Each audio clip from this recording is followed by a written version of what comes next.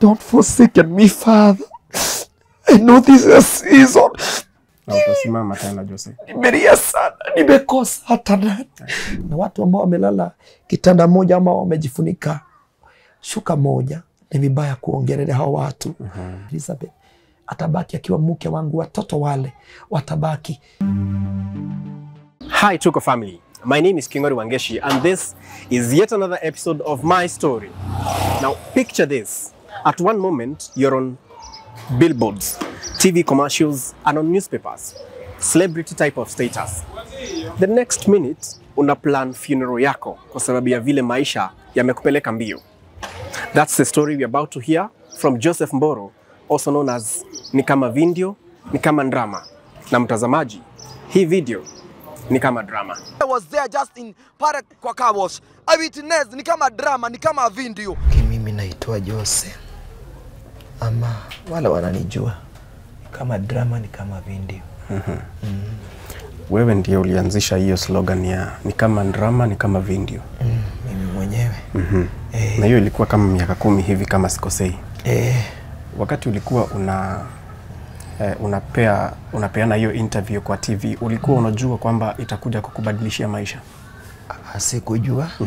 Manake ni watu waliuawa mahali nilikuwa naosha magari. Watu wa 7.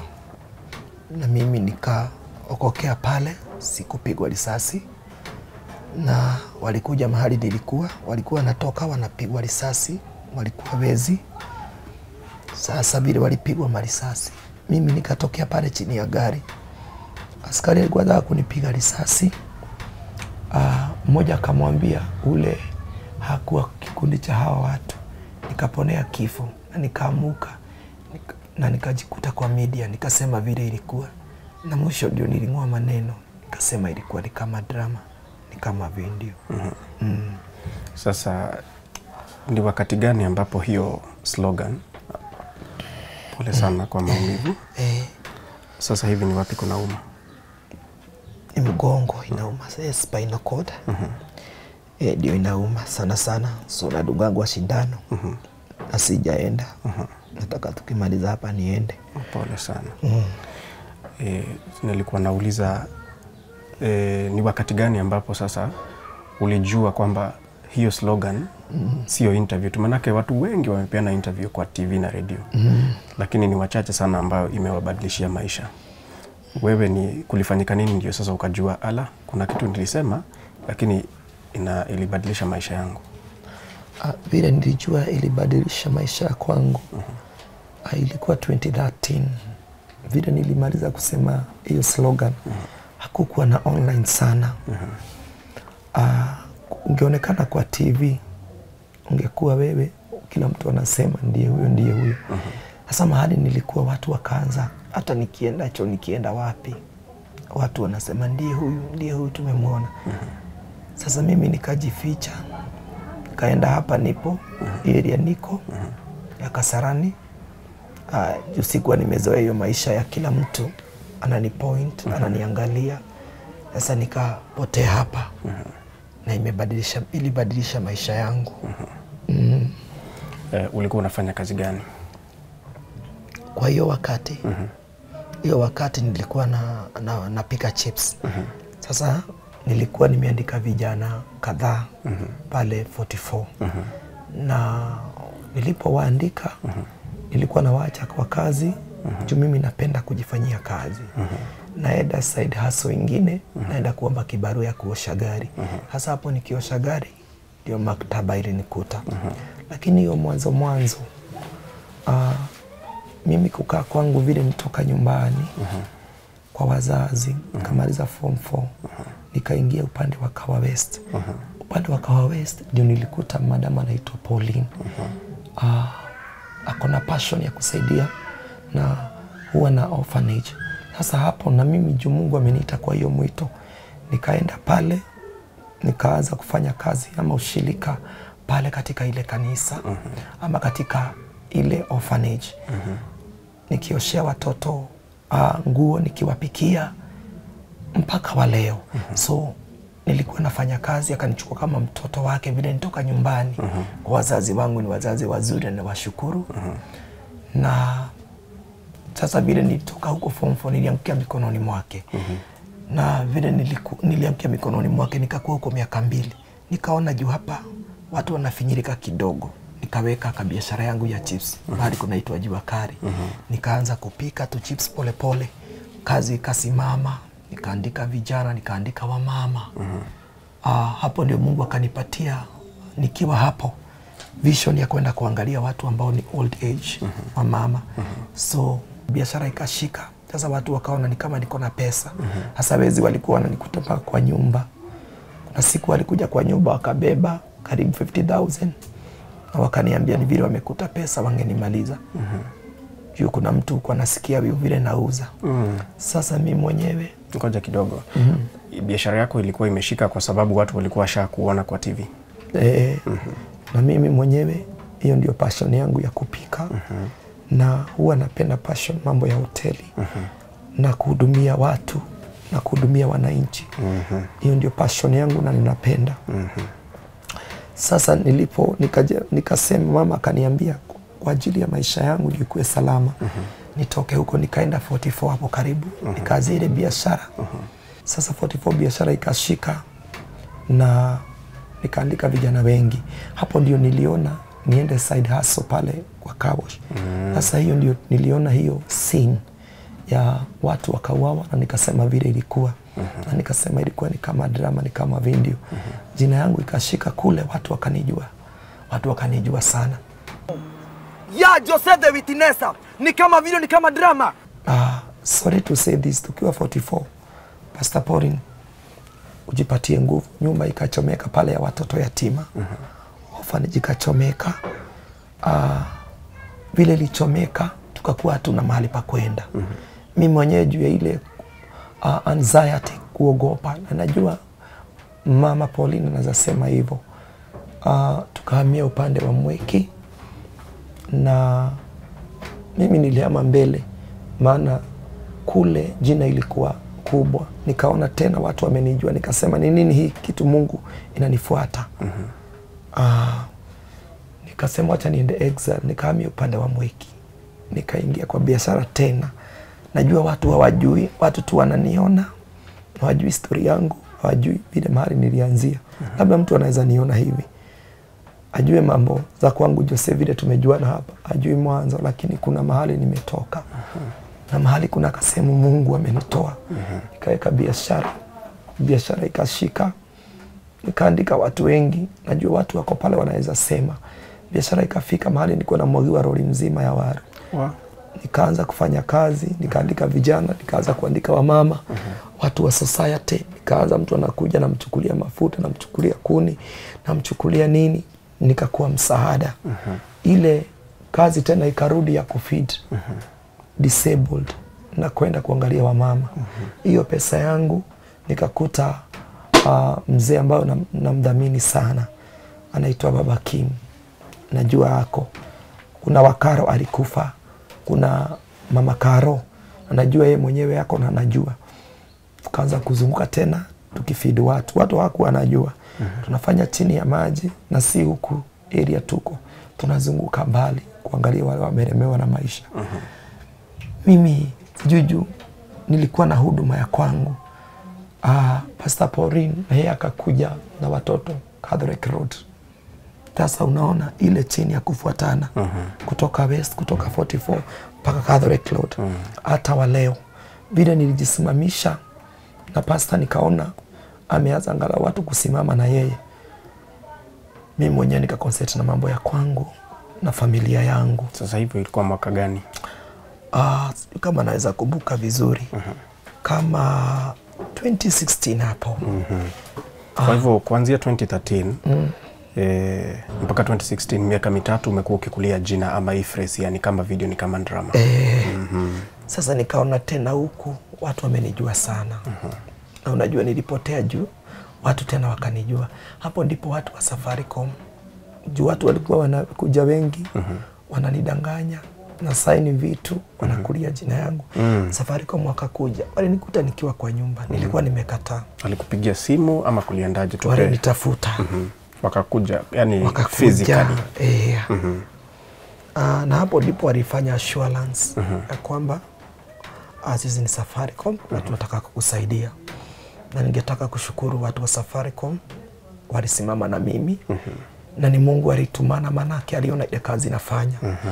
Na vile nilifanya kazi na wao, nika invest, nikanunua tu shamba tuwili mahali, nikanunua tu vitu. Sasa vile ninunua tu vitu 2018 nikaanza kufura miguu. Siendi choo, sikojoi. Nikasema wacha niende hospitali. Na nilipoenda hospitali nikapimwa. Nikaambiwa system yangu ya kidney niko na infection. Na niko na ulcers. Ndio ya kufikiria. Na kifua yangu ilikuwa ina block, asthmatic. Nikaambiwa magonjwa mengi, pressure nini. Nikasema ni sawa, Mungu yupo. Hiyo ilikuwa vita. Nikaanza kutembea hospitali hii kwa hii. Sijui kama unaona barua zangu ziko hapa. Ugetoanisha hii. Kuna kadi kutoka 2018-19. Kuna hospitali nimetembea Kiambu, nimetembea Mamarusi, nimetembea Kenyatta, nimetembea mahospitali mingi. Nikiomba msaada na nikiona kama nitapona. Nikaenda kwa wale madaktari wa kienyeji wote. Nimezunguka. Ndio hii tumeona miti umechemsha hapa. Hizo ni miti. Sasa vile nilitembea mahospitali nikakuliwa pesa. Hiyo shamba 50 by 100 niliuza kama kutupa. Nikauza 300. Shamba tuwili. Nikajitengenezesha, pesa ikaisha. Kazi yangu nikakuja ikaisha. Juu ile pesa ya biashara nilikuwa namwagiwa vitu, nilikuwa naenda hospitali. Watu wakanidanganya. Wakaniitisha pesa mingi. Sikupona. Sasa vitu zangu za kazi zikachotwa. Na kazi yangu ikaisha. Zingine nikabakisha mahali, zikaharibika. Nilikuwa na madeni. Vitu zangu za nyumba, mahali nilihamia, nikakuja watu wakachota. So nikakuwa kwa nyumba sina chochote.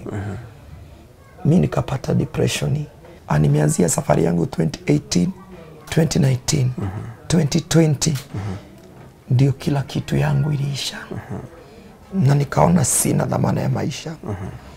Nilitoka na ikashuka niko nayo kwa nyumba. Na ile nguo nilikuwa nimevaa. Nilitoka nayo kwa nyumba. Sikuwa na chochote. Vile nilitoka. Nikaenda kwa hii shamba iko hapa karibu. Nikaanza kulala nje usiku. Hiyo wakati nilikuwa na maumivu. Nilikuwa na maumivu kwa mwili. Oh my father. Oh. Take a break. Nikachoka. Take a break. Kulala nje, mama ni mkisiwa huku. Ndivyo alinikuta pale. Vile nilikuta pale, kaniambia kijana unafanya nini? Nilikuwa nakujua, nikamwambia mimi maisha imenishinda. Na nilikuwa na uchungu. Akaniambia wewe kuja tukunywe chai, akanikaribisha ndio tuweze kuongea. Na vile nilimwambia situation yangu, akaniambia hapa nimejenga tu nyumba tudogo twa mabati. Tupatiage watoto wangu unga. Wewe na pale ulale. Kesho tutajua. Sasa hivyo ulitoka kwa ile nyumba kwa sababu kila kitu ilienda. Nikapitia maisha ya uchungu. Vitu zangu nilikuwa nimenunua. Vitu za dhamana. Sasa vile anipatia ika nyumba. Nikakuja mimi na shuka yangu tu. Akanipatia ika mattress. Unaona nikakuota. Mimi nikaanza kulala hapa 2020. 2020 juzi inaelekea miaka 2. Nikaanza kulala hapa. Watu hawajui. Watu walikuwa tu wananiona na huko. Watu wanasema Jose uko sawa. Na mimi naficha mashida. Mimi sipendi kushare mambo zangu. Hata nani. mimi nimelala hapa na maumivu. Huyu mama amekuwa breadwinner yangu juu. Nafika mahali mgongo inakata. Hata saizi niko na maumivu. Mgongo inakata. Nasikia niko mwili, niko nimegojeka kila mahali. Ile solution nilikuwa napata, niende ile painkiller ya 50 bob ndio niweze kulala. Juu kitanda sira rangi. Machungu na kilio usiku na kupita kwenye mapito. Sasa huyu mama akienda kazi, sometimes hana chakula, anakuja ananipatia ile kitu anakula. Sometimes amesahau amelala, kama kuna mtu naamka, labda mimi nambishi, anamwambia mama ulisahau, ananiwekea chakula. Lakini amekuwa msaada kwangu, mimi navumilia. Pole. Sasa nikiwa hapa, machozi imekuwa chakula yangu. Yani kila siku watu hawajui, watu tu wameniona tu hivyo. Wanakumbuka jina kubwa. Hata pale sijaishi, wale nilishare na wao marafiki walienda kunisema, wakanisaidia siku moja, wakaniacha. Nikakuwa na watu ambao watu nilikuwa nimesaidia, watu nimesimama na wao, walitumia ile fimbo kunimaliza. Lakini nikapitia rejection daddy. Nikapita rejection ambapo nikikwambia hata wa leo hii nyumba sijawahi lipa. Huyu mama alifika mahali akaona huyu ni mtoto wangu, ni vile hayuko ameenda. Na familia yako, wazazi wako wanajua hali unayopitia? Kuna mambo mingi juu ya wazazi. Unajua ukiona wazazi kuna mambo zao, na kuna labda my mom hasikiangi vizuri. Na ukimwambia kitu kama hii anastuka. Na tena nikaona miaka yangu imesonga. Nikasema sasa mzigo huu nitapelekea wazazi. Mama yangu akisikia kitu kama hii, niko mgonjwa, sijui itakuwa aje. Sasa vile niliona nimefinyilika sana, ndio nilianza kupigia my sister. Sasa kama my sister nikakaambia, na sisikii vizuri, mnikumbuke. Sikuwa nawaambia, nikaambia kwa watoto kama my sister, kidney yangu iko na shida, lakini si sana, ndio nisiwastue. Lakini tamsi yangu na wao iko salama, na wananibariki na wananipenda kama mtoto wao. Na sikuwa nimefanya kitu kibaya nyumbani kwetu. Na ni wazazi ambao wako na bold na mimi, lakini sikutaka kuweka mizigo kwa maisha yao juu. Unaona miaka imesonga dadi. Na singethamini tena nirudi hapa nikiwa na hiyo umri. Pole. Waze tena. Pole. Nipatie chakula. Maana ukirudi pale nikifa unarudi nyumbani, maisha yako imeisha. Nilitoka huko nikapata vitu, lakini imagine narudi na nguo tupu. Nikaona sifai, afadhali nijimalize. Ndio kitu kama last month nimejaribu kujua kama mara 2. Naweka kamba hapa juu, mti inaanguka. Siku moja ilianguka. Huyu mama wa huku Mukisi walivunja mlango, wakakuja wakanikuta nimelala, wakaniokoa. Siku ingine nikaona hapana, nimepita machungu sana. Nikaweka dawa nikakunywa. Jirani akanikuta, akanibaya maziwa haraka na akajua, na nikaenda hospitali na nikadungwa, hiyo shida ikaisha. Na nikaongereshwa. Na ilipoenda kitu kama 2 months. Sasa last month ndio niliandika barua. Nikasema watu wale huwa na wadhamini, wale na wapenda, nikawaambia kwa heri. Na nikawaambia mimi nimechoka na safari hii ya maisha. Na marafiki zangu waimbaji ndio walikuwa naona vile napitia. Wananiambia pana Jose, hauko sawa, unataka tukufanyie nini? Mimi nakataa juu sipendi media. Na mimi huwa hata siko Facebook. Mimi sipendi kujitoa kwa roho. Sipendi. Sasa nilikuwa nakufa na maisha yangu. Tulia kidogo nikuulize. Manake umesema 2020 ndio mambo iliharibika. Lakini nakumbuka 2020 ulifanya interview na Jeremy Damaris na ulimwambia kila kitu iko sawa. Sasa hiyo wakati ndio nilianza kupitia 2020. Manake pale vile nilichotwa, nilikaa kwa rafiki yangu. Rafiki yangu akanifukuza. Na singe toa kwa roho yangu niseme ati napitia. Mimi najua kujifanyia kazi. Na mikono hii Mungu ameibariki. Na ni vile afya yangu imesorota. Na najua itakuwa salama nitarudi kazi. Hiyo wakati singetaka my brother. Mimi ni mtu ambaye anaweza kufa na shida yake. Yani nikapita depression, maana nimepita. Mimi mwenyewe naweka sikutaka kushia juu ukiambia huyu ataenda kunena. Wale marafiki baadhi niliambia walienda kutangaza. Jose ambaye alikuwa na vitu, na kuna watu walikuwa na wivu sana kwa maisha yangu. Na kuna watu wamejaribu, wanasikia hivyo juu ya bidii yangu. Mimi sijui dadi. Sasa vile ilifika last month, ndio nikaona hapana, it's too much. Sasa mara ya 3 ni sasa nilikuwa nimemaanisha. Nikaweka hii picture unaiona hapa, sijui kama unaiona. Nikasema hiyo ni ya sanduku. Na nilikuwa na msalaba huku, vile sikutaka kuonyesha watu. Yangu. Juu sikutaka kushia na mtu. Akili yangu ilikuwa imeruka. Naenda kwa barabara nikiongea. Siku moja nitoka hapa usiku saa 8. Nikaenda tu nikajikuta Githurai. Asubuhi kafika. Fahamu ikarudi. Na juu kuna dawa nilikuwa nachukua mahali ndio niweze kulala. Nimemeza Piriton nikazoea mwili. Nikameza painkiller nikazoea. Sasa ndio nifapange hiyo mazishi yangu. Juu kuna kamba huku, kamba ya kujimaliza. Ndio sijui nani alituma nabii mmoja. Mama anafukanga vitambaa. Alikuja kabisa nikiwa nimelala. Akaniletea ujumbe akaniambia yote Mungu anajua. Na akaniachia ngiri moja. Nikaona kweli kuna Mungu.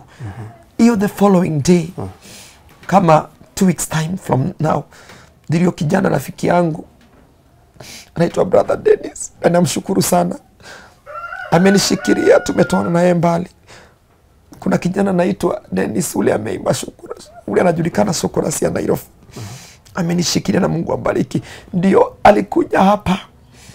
Walinivumania, akasema Jose lazima leo uonge. Na mimi sikuwa na baadhi ya nini, nikasema tuacha ninene. Sasa hiyo usiku ndio ningejimaliza, ndio nilikuwa nimeamua. Mimi vile walikuja, nikafanya interview. Wakaniongeresha, nikapona, nikajitoa roho yangu. Nilikuwa na dawa pale ya kunguni, nilikuwa nimenunua, walibeba. Na hiyo karatasi wakabeba na wakasoma barua. Mimi hapo ndio maisha yangu imeanzia, na watu wa media wakaanza kuintervene. Mimi my brother nikwambie, vile nilikula shida nikakuja hapa, nikakosa pesa ya dawa. Nilikutana na mtu mmoja wa dawa za miti. Ndio unaona pale stove iko pale. Na ukaona sufuria na miti. So nimekuwa maisha ya kutumia miti kuchemsha na kunywa juu sina uwezo wa dawa. Ndio niweze angalau kukunywa. Ndio angalau niweze kusikia nafuu. Nimekunywa sana. Pole. Ni machungu, nimekunywa sana. Pole sana. Sini media ili kuintroduce kwa Wakenya. Na ni media bado imekuja ili upate usaidizi, si ndio? So tulia kidogo. Kai, wajua nimepita baba. Itabadilika. Nikaona maisha. Maisha haina wema. Maisha haina wema. Kuna wema, Jose. Nimelia. Nikapata vidonda vya tumbo. Nikapata magonjwa mingi kupitia hii nyumba, manake siwezi lala usiku juu ya baridi. Nimepitia, nimekunywa miti. Mpaka hii wiki vile watu wa salama wamekuja na wakanipeleka hospitali. Saa hii nikaonekana sasa ile shida niko nayo juu ya kunywa miti, kuna mashida imeenda. So ningine tu shida tudogo tumebaki. Na spinal cord nikaambiwa juu ya baridi iliingia kwa bavu. Nikakosa kutengenezwa ikaenda kwa spinal cord, na vile nilianguka nikienda kuoga tusikuwa na nguvu. Spinal cord inakaa wave, yani inakaa upande na inastahili kukaa straight. Zile pictures ziko pale juu zinaonyeshana vile nilifanyiwa scanning juzi. Na hiyo shida yote ati mpaka inakuja inapanda hapa. Sasa daktari anasema hiyo baridi inaweza ingia mpaka ikuje ikuwe meningitis. Mlimba na Rose Muhando. Hebu tueleze hiyo safari. Ilifikaje kwamba Rose Muhando amekutafuta mkatoa wimbo na yeye?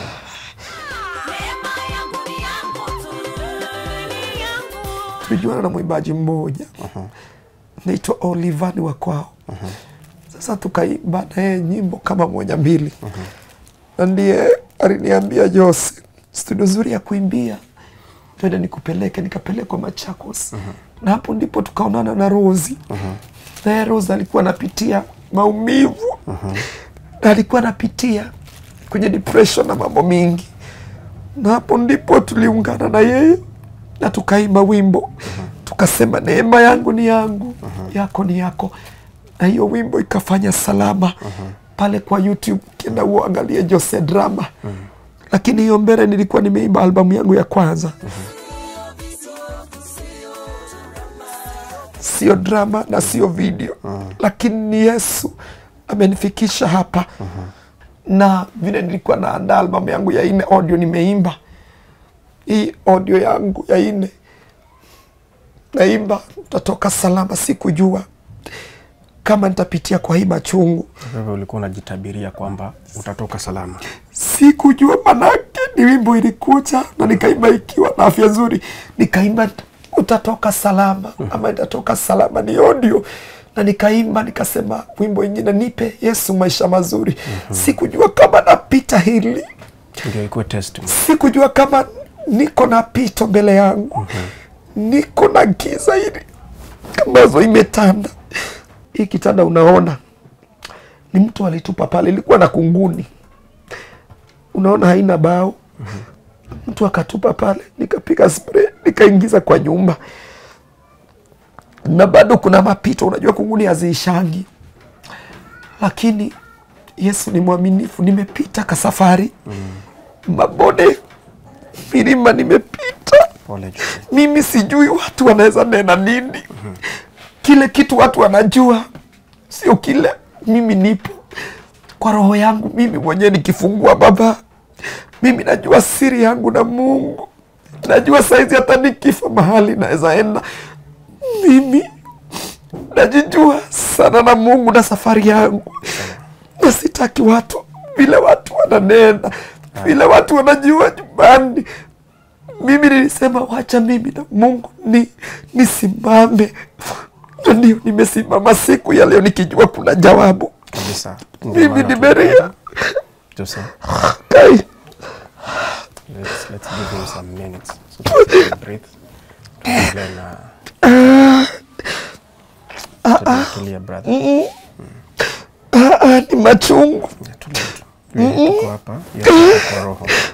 Ni machungu. Usikize yatoke kwa roho.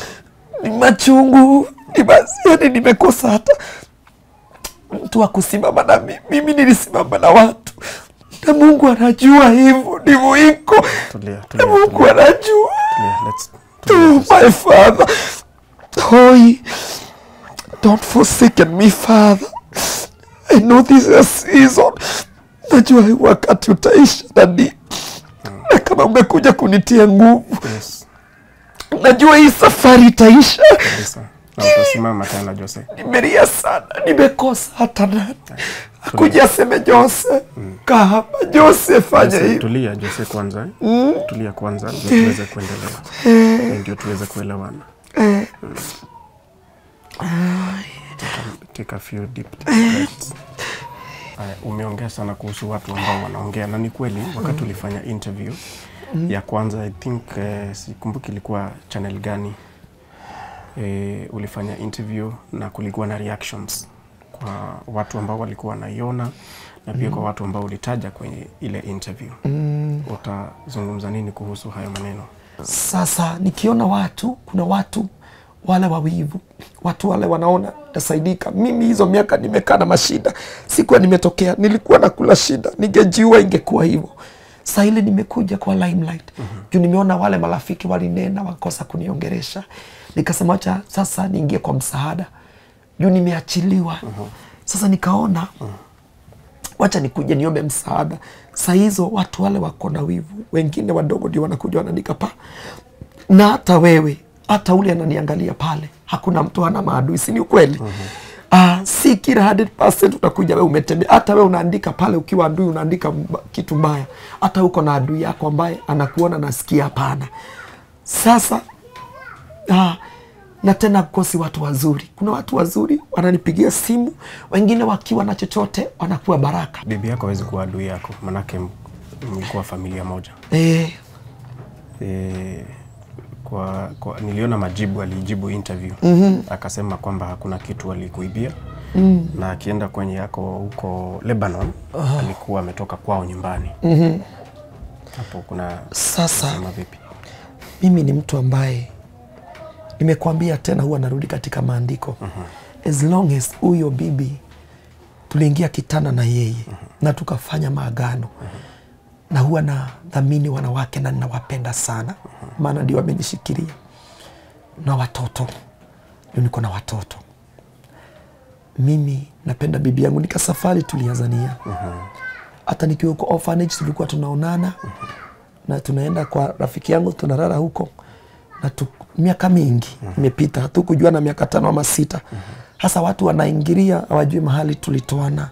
Na watu ambao wamelala kitanda moja ama wamejifunika shuka moja, ni vibaya kuongelea hao watu. Maana ni kifo itawatenganisha. Mke wangu mahali yako na mdhamini kwa wema alinitendea. Mimi sitaki kusema positive yake. Sitaki kusema vile alikuwa. Hata waleo nilikuwa nimeandika barua. Atabaki kwa moyoni mwangu. Na atabaki akiwa mke wangu Elizabeth. Atabaki akiwa mke wangu, watoto wale watabaki. Hata kama ni nini, hata series gani, hata akisema nini, hata nikisikia story gani, mimi siwezi mpiga vita, siwezi jibu. Watu wanagojea ni jibu mambaya. Na mimi sijipigani. Maana neno la Mungu, na mbaji akasema sijipigani mwenyewe, Mungu ananipigania. Kwa hivyo yeye ni mke wangu, na siongei chochote kumhusu, siongei chochote kuhusu familia yetu. Watu wanataka kujua sana, lakini ile kitu nasema, she is my wife. Hamjako sana. Hata kama ni nini, hata kama ni nini, hata kama aliondoka, hata kama mambo imepita mchanga namna gani, mimi sitaki kukuambia uniambie tumekosana ama hatujakosana. Hiyo ni ya Mungu. Na ni sisi tunajua, mimi mwenyewe ndio najua. Yeye akitaka kunena wacha nene. Mimi tayari ile safari najua ni bibi yangu. Either atarudi ama hatarudi, ni Mungu mwenyewe ambaye anajua. Asante. Hiyo chapter tumefunga. Kwa nikiangalia reactions zile ambazo zilikuwa pale katika hizo interviews kadhaa umefanya, manake ulizifanya kwa lugha ya kwanza, lugha ya Kikuyu, ambayo naielewa, kwa hivyo niliweza kufuatilia kidogo. Kulikuwa na maswali kuhusu sijui ulikuwa unatumia makeup, unachoma nywele. Wacha nikuambie dadi. Mimi ni star. Na mimi niko pale kwa Safaricom. Na ukiwa na nyota, unajikutanga. Na mimi hapa umesoma, sijui kama umesoma kazi yangu. Nimezisoma 9. Mimi ni beautician. Katikati ya ile kazi, ni beautician. Huwa nafanyia watu makeup. Na mimi huwa sifanyi makeups. Hata nikifanya commercial zangu, hata waibaji wakiimba, wanafanywa makeups ndio video iweze kutokea. Hasa mimi nikienda mahali nilikuwa nafanya kidogo kupolish uso ndio kwa kamera itokee. Na mimi huwa mimi nafanyanga makeup artist. Niko na vitu, ni vile vitu zangu zilichotwa. Mimi ni makeup artist na mimi ni beautician. Nywele yangu ukiona hivi ni vile nimepita mapito. Nywele yangu watu walikuwa wananiambia kama mamangu ni Somali. Nywele yangu inakaa hivyo. Kama hivi sasa. Hivyo. Sasa napaka tu mafuta tu juu. Sasa mimi ni mtu ambaye napenda kukaa vizuri. Ulikuwa very smart. Nilikuwa very smart. Na nilikuwa nashona manguo. Juu nilikuwa najifanyia kazi. So nilikuwa nashona manguo ya kifahari. Si unasikia nilikuwa na kazi ya chips na acha nimeandika watu kama wa7 naenda kuhaso pale kwa car wash naosha magari naenda pale naitiwa beautician naenda pale nafanya acting nafanya comedy. So hiyo kazi yote nilikuwa naunganisha napata pesa naenda kufeed disabled na kuwa na hiyo mwito ya orphanage na kuwa na hiyo mwito wa kusaidia jamii. Sasa mimi Mungu alinipa vipawa mingi ndani yangu. Naenda nahubiri pale kwa gari. Mimi sikuwa nakaa hivyo. Nikitoka kwa car wash, nikitoka kufanya beautician, naingia kwa gari natoa neno naambia watu watubu. Maana mimi na Kristo tuko na ushirika pamoja. Kwa hivi sasa Jose, umetuambia kwamba ni marafiki zako ndio walikuja wakakusukuma pole sana. Sawa, nimekunywa painkiller. Nikitoka hapo naenda shindano. Sawa. Tuko karibu kumaliza uende hospitali.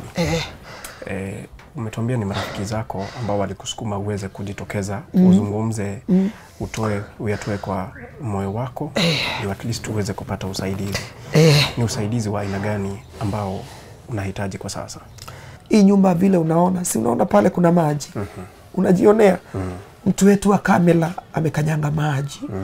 Hii nyumba kukinyesha, kama asubuhi kulikuwa kumenyesha, ndio hiyo kunanyesha. Mchana jua likiwaka huwezi kana kaa pale nje. Naweka kamate sinalala pale juu niko na maumivu. Siwezi enda, nikienda sana napelekwa na kapikipiki naenda na kama mahali ndio nione watu, alafu narudi na watu hawajui mapito. Sasa mimi ile msaada ningeomba, kitu ya kwanza ni hame katika hii nyumba, maana ile baridi inaingia hapa juu ni mabati. Hadi kunajionea tumejenga na poles. Baridi ikifika inanimaliza, ndio imeleta hii shida yote ya spinal cord. Na ndio inataka kuingia pale, lakini Mungu amesaidia haitaenda meningitis, itatibiwa haraka. Sasa hii nyumba haina chochote. Unaona hiyo ni kastofu. Unaona huyu kijana anakalia mtungi. Hiyo ni mitungi 3 watu wanakalia, nachukua mitungi ya jirani hapa. Marafiki wakikuja nakalia. Sina chochote kwa hii nyumba. Nataka nitolewe hii nyumba. Nataka vitu zile zangu zirudi, angalau nipate kakiti, nipate angalau karedio ya kusikia news. Meza yako ni hii tank Meza yangu ni hii tank. Na hii tank niliomba jirani vile iliraruka ilitaboka. Nikaomba jirani nikuwe nawekelea Bible yangu. Bible iko hapo, huwa nasoma neno. Nawekelea Bible, najiweka hapa juu ya mgongo. Nikiweza kulala na lala. Sasa hakuna chochote kwa hii nyumba, nitolewe kwa hii nyumba. Wasamaria wema na wale watu wa utu wema, na nikitolewa nipata watu wa kunisaidia nitengenezwe mwili. Najua inahitaji laki mingi ndio spinal cord yangu irudi. Nikianza kwenda hizo dialysis katika kidini yangu juu ya kukunywa miti, juu niambiwa hiyo miti itasaidia. Nimeambiwa na daktari nika infection kadogo, sina shida. Sasa ile shida tu ni asthmatic kufungana, na hiyo ni shida ya kawaida. Na hiyo shida ya kuumwa na vidonda za tumbo, hiyo ni shida ya kawaida. Shida kama pressure, sukari, hiyo ni shida tu ya kawaida ya kuisha. Sasa ile shida kubwa ni ya spinal, nitengenezwe. Niende kama niyo maji itolewe, na ni pesa inahitajika, nitengenezwe, nirudi usalama. Nikirudi usalama, nitaenda kujifanyia kazi. Mungu anipe kitu kidogo, niingie kwa ile biashara yangu. Biashara hata kama sitaweza juu ya mgongo. Nipate watu. Nianze kuajili watu, hata kama ni kaduka nianze kuuzia watu vitu za chakula. Niweke pale kakiti juu. Kwa daktari alikuwa ameniambia nitaenda hivyo nikosa kutengenezwa, nichukue wheelchair juu ya mgongo nikuwe na kanayo, lakini sidhamini hivyo, maana najua Mungu yupo. Sasa hata duka nitakuwa pale naandika vijana wanafunga vitu. Sasa maisha yangu ningetaka mahali naweza jishikiria na nipone kwanza na nitoke hii nyumba, na nikaona hiyo ni pesa mingi. Sasa hiyo budget yote nikaona ni mingi, nilikuwa naona ni mingi, nikaona mimi mwenyewe sijiwezi, ndio nimetokea kwa watu. Sasa Tupe nambari yako ya simu ambayo unaweza fikiwa kwayo. Namba yangu ya simu ni 0702 838 710. Acha nirudie tena. 0702 838 710. Jina italeta Joseph Mburu Mwangi. Ningetaka kusema neno baba. Ninakuomba. Nakuomba nikiwa nimenyenyekea. Uko pale. Wewe ni msamaria mwema. Uko na mbiri yako umeweka mahali. Kuna 1,000, 2,000, 10,000, 100,000. Chochote uko nacho. Kuja kwa maisha yangu. Unaweza sema uko pale. Juu Mungu aliguza mtu mmoja. Anaweza guza mtu tu mmoja. Aniambie Jose, unahitaji nini? Kama ni hiyo 700 unahitaji. Chukua, tibiwa, fanya hivi na hivi. Mimi ningeomba baba. Watu wanisapoti. Watu wanipe support yao. Kutoka Kenya mzima, kutoka dunia mzima. Kuja kwa maisha yangu. Nipe maji ninywe. Simama nami wakati huu. Na utakumbuka siku moja.